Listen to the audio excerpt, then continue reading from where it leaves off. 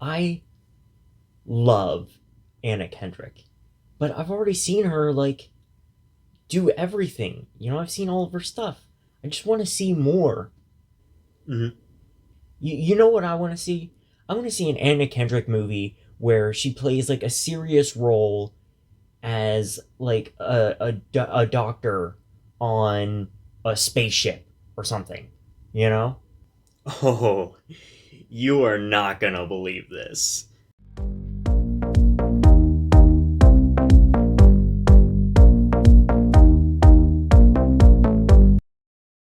Today I am reviewing a Netflix original movie called Stowaway. It's about three crew members aboard a ship that is on a 2-year mission to Mars that discover a stowaway on board after takeoff.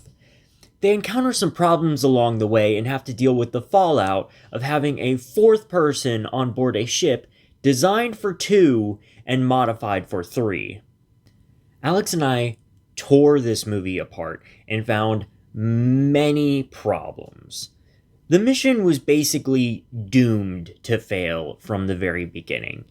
I briefly mentioned this earlier, but the design of the ship is a critical failure on the part of Hyperion, the company who organized this mission. And whether or not the poor design was an intentional plot device or a misinformed creative decision by the writers is still unknown, but either way, it's a problem. I'm inclined to believe that it was an intentional plot device, but it also was slightly misinformed. Anyway, the main issue here lies with the lack of redundancy of critical systems.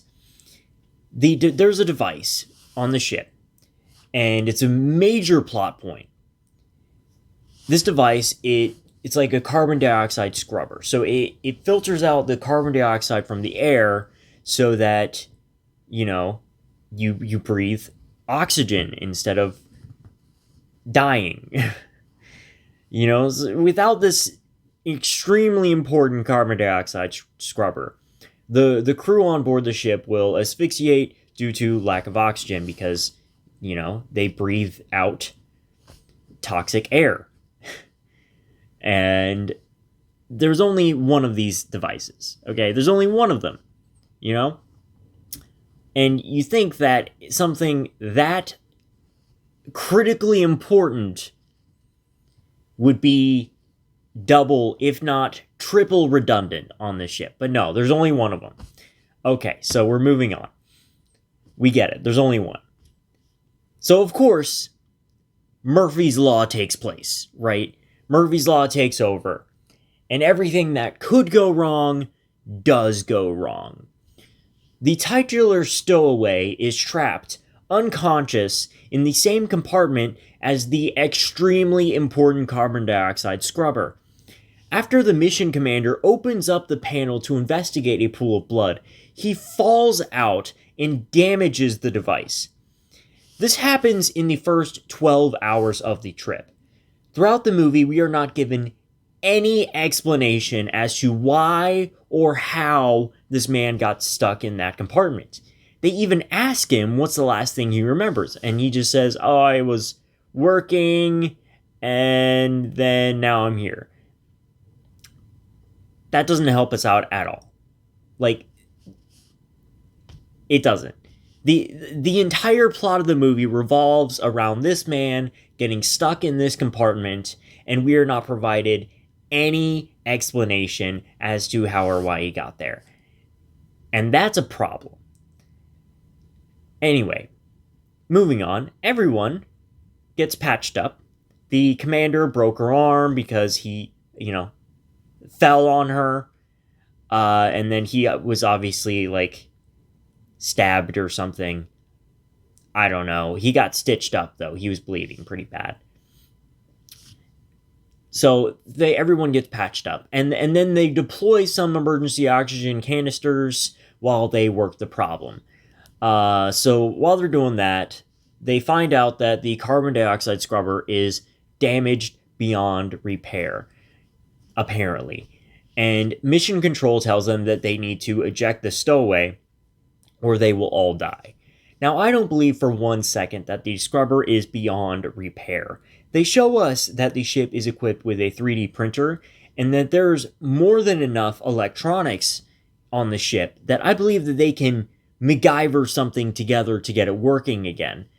They have two-way communication with Mission Control back on Earth. And if something like this happened today, you know that the smartest people on the planet would be working the problem to come up with a solution.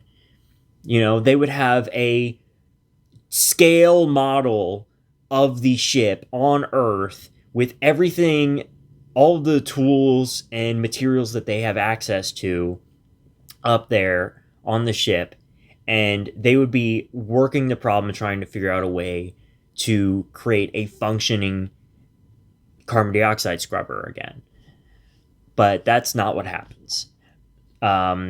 We don't actually know what happens on Earth because they don't show us. And that's annoying. I blame budget for that. Let's get back to what actually happens, all right? I keep veering off topic. They tell us that they might be able to get more oxygen from the booster rocket that's attached to the other side of these binding cables as a counterweight to, spin around and create artificial gravity. So the ship the habitable area of the ship is like over here, and there's a bunch of cables, and then here's the booster rocket that got them out into space and attached onto the other side of it, and the whole thing is spinning. And if you know how centrifugal force works, then that creates artificial gravity for them. So that's basically how this ship is designed. I think it's a ridiculous design, but whatever. It's for a movie. That's not a good reason. Okay. They also tell us that it is extremely dangerous, climbing across these cables to get to the liquid oxygen inside the booster rocket. Yeah, that's pretty dangerous, but you know what else is dangerous? Dying. That's also pretty dangerous. And so they tell us that it's not worth taking the risk. So instead, they try setting up this algae farm on the ship. The algae was initially supposed to be used as part of an experiment on the surface of Mars, on the Mars colony. But of course, because this is an emergency, they decide to set up the algae farm on the ship so that the algae can, take the carbon dioxide out of the air and produce oxygen. And that, of course, fails. It works for a little bit, but it obviously inevitably fails because of plot, So once that fails, then they're like, well, all right, we're doing it. We're crossing the binding cables now because there's literally no other option, except ejecting the stowaway, which they're not going to do that. The booster rocket, they get to the booster rocket. They get there, and it does actually contain enough oxygen for all 4 of the crew members. But, of course, plot takes over, and they lose one of the canisters. See, there's a solar storm approaching, and you do not want to get caught outside the ship during a solar storm. There's a lot of radiation, and it is extremely bad. So they had to hurry back. And while they were rushing back, they left one of the canisters on the booster rocket and they brought one back, but they dropped it. And now it has been ejected into the void of space. So they're never getting that back. Yeah, and they eventually do get the other canister, the other oxygen canister that they left on the booster rocket. One of them goes back to get it and brings it back, but they had to go out there and get it through the solar storm, and because of that, they don't make it. They bring the oxygen back, but they die out in the solar storm. So this movie is pretty tragic. Yeah, I would say that these crew members are victims of plot convenience more than they are victims of OSHA violations, because what the investigations that must be happening, that must be going on back on Earth in Hyperion, that would be far more entertaining to watch than what the movie actually shows us. Like, I want to see more of what's happening on Earth, but they don't show us any of that.